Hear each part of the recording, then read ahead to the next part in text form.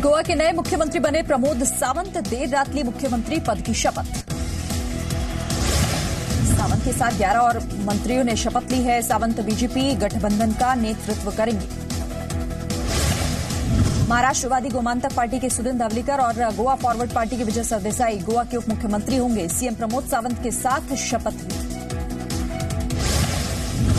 पर्रिकर के करीबी रहे हैं प्रमोद सावंत, पेशे से आयुर्वेदिक चिकित्सक।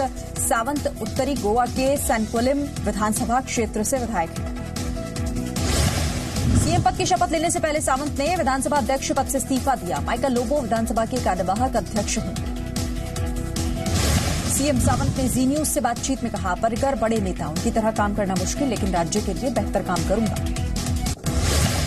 सावंत ने कहा, बीजेपी ने उन्हें बड़ी जिम्मेदारी सौंपी है, उम्मीदों पर खरा उतरने की कोशिश करूंगा।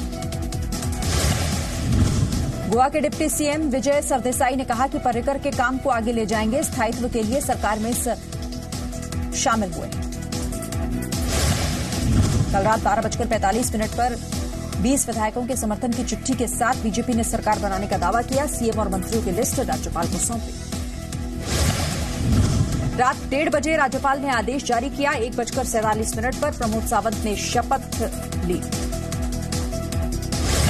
शपथ ग्रहण समारोह में मौजूद थे केंद्रीय मंत्री नितिन गडकरी। सहयोगी दलों से बातचीत में गडकरी ने निभाई अहम भूमिका। सोमवार को पंचतत्व में विलीन हुए मनोहर पर्रिकर। राजकीय सम्मान के साथ गोवा में अंतिम संस्कार हुआ। पर्रिकर को पीएम मोदी ने श्रद्धांजलि दी। अमित शाह और बीजेपी के कई बड़े नेताओं ने भी पर्रिकर को दी अंतिम विदाई। मनोहर पर्रिकर के अंतिम संस्कार में उमड़ा गोवा। हजारों की संख्या में नम आंखों ने दी आखिरी विदाई। 17 मार्च को मनोहर पर्रिकर का निधन हुआ। पैनक्रियाटिक कैंसर से जूझ रहे थे। बीजेपी केंद्रीय चुनाव समिति की दूसरी बैठक आज। उम्मीदवारों की सूची हो सकती है जारी। बीजेपी यूपी कोर ग्रुप की भी बैठक आज। यूपी के उम्मीदवारों पर होगा फैसला। मनोहर पर्रिकर के निधन के बाद सोमवार को टल गई थी बीजेपी सीईसी की बैठक। आज उम्मीदवारों की पहली लिस्ट जारी होने की संभावना। प्रियंका गांधी वाड्रा की यूपी यात्रा का आज तीसरा दिन। आज मिर्जापुर जाएंगी प्रियंका विंध्यवासिनी मंदिर जाएंगी, कार्यकर्ताओं से भी मिलेंगी।